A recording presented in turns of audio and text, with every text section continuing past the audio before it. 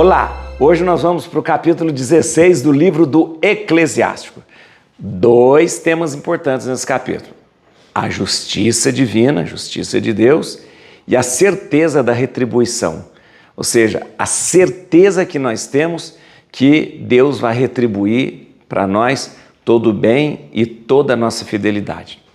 E é interessante lembrar que nesse capítulo ele termina falando da sabedoria com que Deus fez todas as coisas. Até relata de uma maneira bonita que Deus criou todos os astros e eles nunca estão dispostos de uma tal ordem que nunca se cansam, de girar, que nunca se cansam, que nunca se chocam um com o outro. Muito bonita a sabedoria com que Deus faz tudo. Bom, vamos lá? Muito obrigado você pelos comentários que você deixa. Acho ótimo, leio todos, rezo por você. Dá um like no vídeo agora? Dá, aqui ó, onde tem um joinha assim, dá um like. Agora você vai fazer o seguinte: se inscreva no canal. Se inscreveu? Ó, minha gratidão por você estar inscrito no canal. E chame mais gente aí para se inscrever também no canal, tá bom? Para a gente fazer esse momento tão importante no nosso dia, também na nossa espiritualidade. Bíblia na mão, Espírito Santo no coração. Veja lá. Então, só acompanha comigo. No primeiro momento, a gente vai ler nesse capítulo 16 a justiça de Deus. Depois, a gente vai entender como que Deus vai retribuir tudo isso. Deus vê tudo o que acontece e Ele vai retribuir. E para terminar, a obra de Deus, na criação, como que Deus com sabedoria cria tudo. Tá bom? Vamos lá. Não te regozijes de ter muitos filhos, se são maus, nem ponhas neles a tua alegria, se não tiverem o temor de Deus. Não confies na sua vida, nem voltes os teus olhares para os teus trabalhos, pois um único filho temente a Deus vale mais do que 1000 filhos ímpios. Há mais vantagem em morrer sem filhos que em deixar após si filhos ímpios. Um único homem sensato fará povoar a pátria, enquanto que um país de maus se tornará deserto. Vi com os meus olhos inúmeros exemplos e meus ouvidos ouviram ainda alguns mais graves. O fogo se acenderá na assembleia dos maus e a cólera se inflamará sobre um povo incrédulo. Os gigantes não imploraram o perdão de seus pecados e foram destruídos apesar de terem confiado na própria força. Deus não poupou a terra onde residia Ló, mas abominou os seus habitantes por causa da sua insolência. Não teve pena deles, exterminou a nação inteira, que se engrandecia com orgulho apesar de seus pecados. Assim aconteceu com 600.000 homens vivos que se haviam reunidos na dureza do coração. Ainda que um único se tivesse mostrado obstinado, seria para admirar que não tivesse sido castigado, pois a misericórdia e a ira estão sempre em Deus, grandemente misericordioso, porém capaz de cólera. Os seus castigos igualam a sua misericórdia. Ele julga o homem conforme as suas obras. O pecador não escapará em suas rapinas e não será postergada à espera daquele que exerce a misericórdia. Toda misericórdia colocará cada um em seu lugar, conforme o mérito de suas obras e a sabedoria de seu comportamento.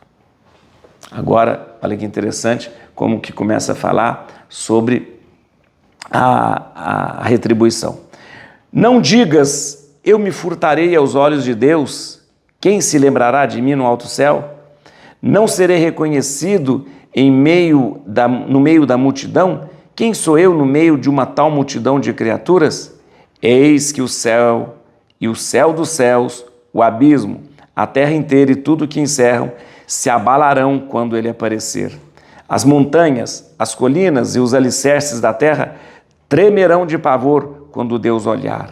No meio de tudo isso, o coração do homem é insensato. Deus, porém, conhece todos os corações. Quem é aquele que compreende os caminhos de Deus e a tempestade que escapa aos olhos do homem?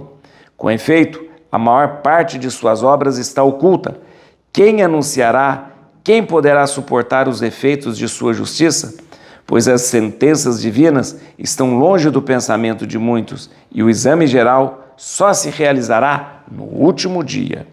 O homem de coração mesquinho só pensa em vaidades. O imprudente e extraviado só se ocupa de loucuras. E agora o texto termina, o capítulo termina falando da obra da sabedoria com que Deus criou tudo. Meu filho, ouve-me, adquire uma instrução sadia.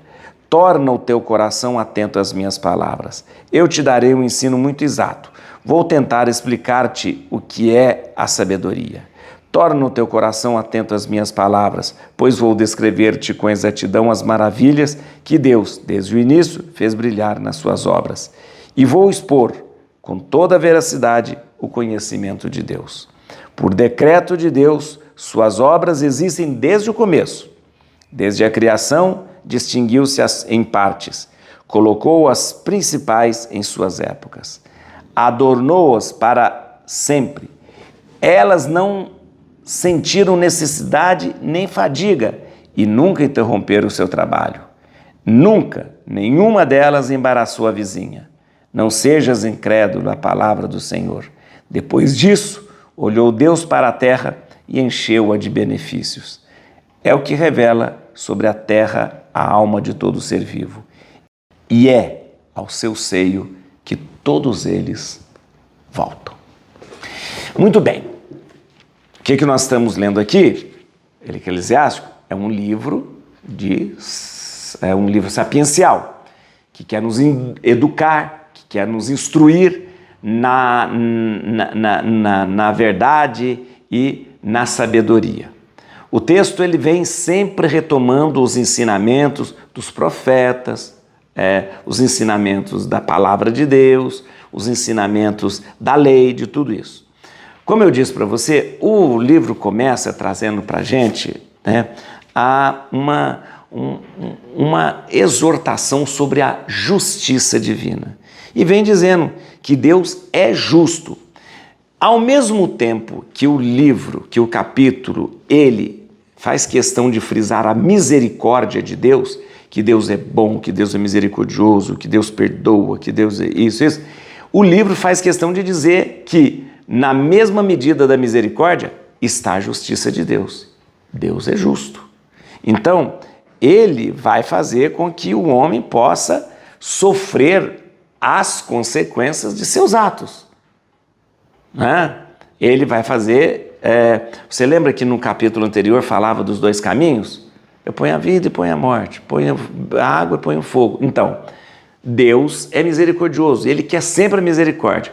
Mas, por ele ser justo, ele vai permitir que a gente sofra as consequências daquelas escolhas que nós fizemos. Então, o texto vai dizer aqui um monte de coisa. Lembrando aqui daqueles 600 mil que não entraram na terra prometida.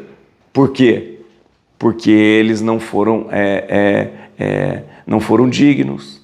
Vai lembrar da corrupção do mundo, da corrupção das pessoas, lá em Gênesis, quando conta a história de Noé. Vai lembrar para a gente daqueles que foram castigados pela insubmissão diante de Moisés. Ou seja, lembrando sempre que Deus é misericordioso, mas ele permite que a pessoa sofra as consequências de seus atos. Isso é justiça de Deus. Logo depois, o texto vem trazer para a gente uma coisa muito interessante, que como Deus vê tudo, ele vai retribuir. E nós teremos a retribuição que vem de Deus, porque dos olhos de Deus, nada escapa. Nada escapa. O bem que a gente faz, o mal que a gente faz, nada escapa aos olhos de Deus. E não adianta você querer se esconder de Deus. Tanto é que fala assim, não digas assim, eu me esconderei dos olhos de Deus. Caim também tentou se esconder de Deus, fugiu de Deus, porque tinha feito coisa errada. Adão tentou se esconder de Deus, até ficou com vergonha de Deus. Mas não adianta que a gente não esconde de Deus. Aquela velha história, eu posso me esconder dos homens, posso mentir para os homens, mas para Deus não. E Deus vai retribuir tudo que a gente fez. Tudo, tudo, tudo. E terminando o capítulo, fala da beleza da obra de Deus. Quando fala obra, nesse capítulo, está falando dos astros, dos planetas, que numa perfeita harmonia não se chocam, né? Não se cansam. Espera aí, alguém deve ter feito isso. E é justamente a sabedoria de Deus que faz tudo isso. Vem aqui comigo, eu tenho vários versículos que eu preciso explicar para você. Vamos lá. Começamos aqui no versículo 2. 2. Não confies na sua vida, nem volte os teus olhos para o seu trabalho. Como é? Não confies na sua vida? A Bíblia falando isso? Não. O sentido dessa frase é: não confies na duração da sua vida. Tem gente que acha que pode confiar, eu vou viver muito. Não, você não confie na duração da sua vida. Você pode estar vivo agora e daqui a pouco pode ter morrido. Então, não confie na duração da sua vida. Por quê? Porque a gente só confia em Deus. No versículo 3, é uma coisa interessante. Olha aqui. Pois um único filho temente a Deus vale mais do que 1000 filhos ímpios. Há mais vantagem em morrer sem filhos do que deixar por si filhos ímpios. Isso aqui vem trazer para a gente o seguinte. Naquela época, o que era considerado bênção de Deus? Uma família numerosa. Então, quanto mais filhos, mais bênção você tinha.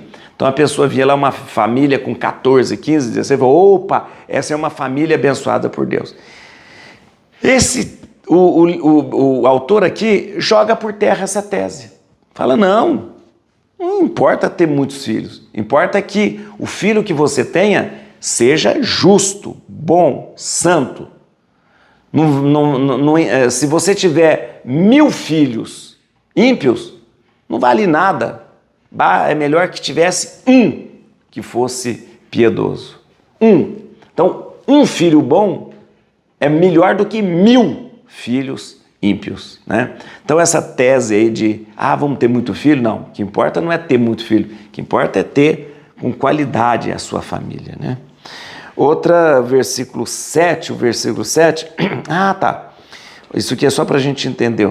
O fogo se acenderá na assembleia dos maus, e a cólera se inflamará sobre um povo incrédulo. O que é isso aqui? Isso aqui, na verdade, é uma alusão ali à insubmissão dos israelitas ali no tempo de Moisés. Lembra? Os israelitas que, de repente, se revoltaram contra Moisés, né? Isso aqui é uma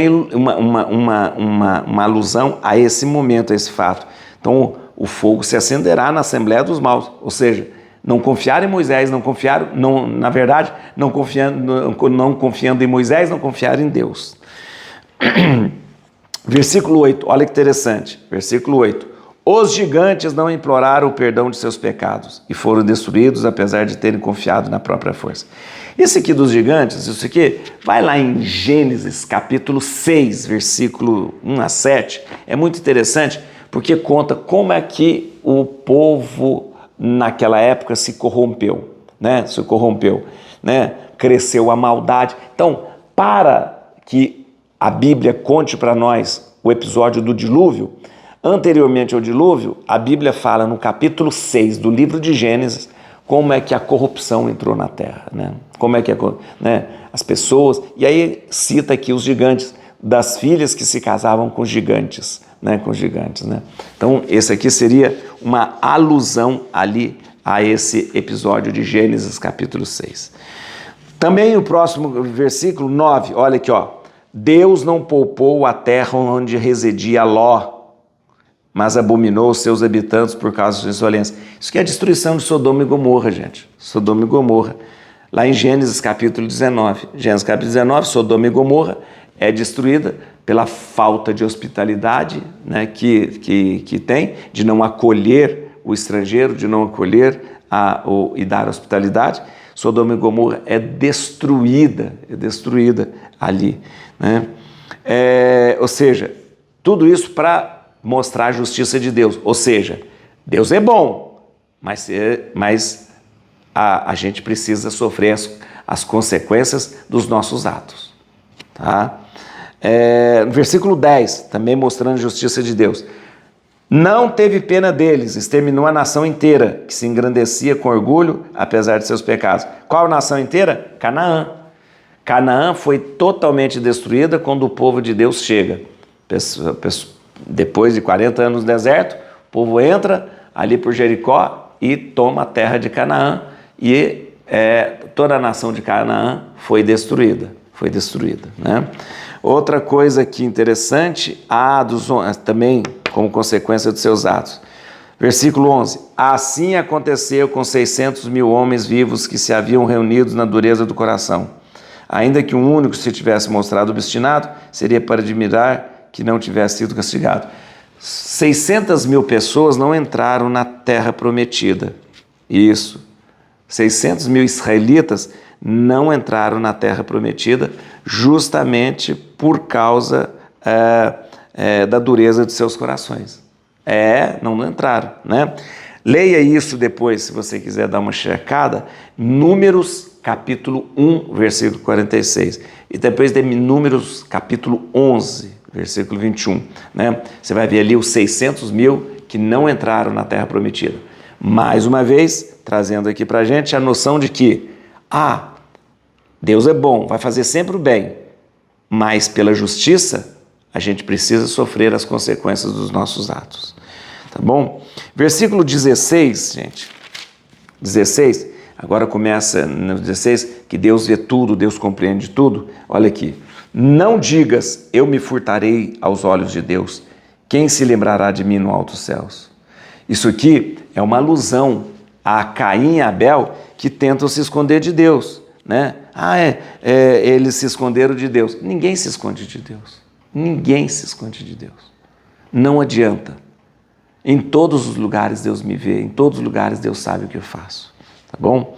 E no versículo 18, para a gente terminar aqui, mais uma afirmação. Versículo 18. Eis que o céu e o céu dos céus, o abismo, a terra inteira e tudo que encerram se abalarão quando ele aparecer. Ou seja, todos os lugares, o céu dos céus, os abismos, o mais alto, o mais baixo, tudo isso, ou seja, tudo isso percebe a presença de Deus. Porque não adianta você ir para o mais baixo dos abismos e para o mais alto dos céus, Deus te encontra. Deus te encontra. E o texto termina justamente como eu disse, né, falando da criação de Deus e lembrando dos astros, como eu estava dizendo, os astros que foram criados por Deus e colocados de tal forma que eles nunca se cansam de girar, que eles nunca se chocam com o outro, porque por trás de tudo isso existe a sabedoria que vem de Deus. Et crucem Domini, fugit partes adversas. Vite te leo de tribuiuda radix date. Aleluia.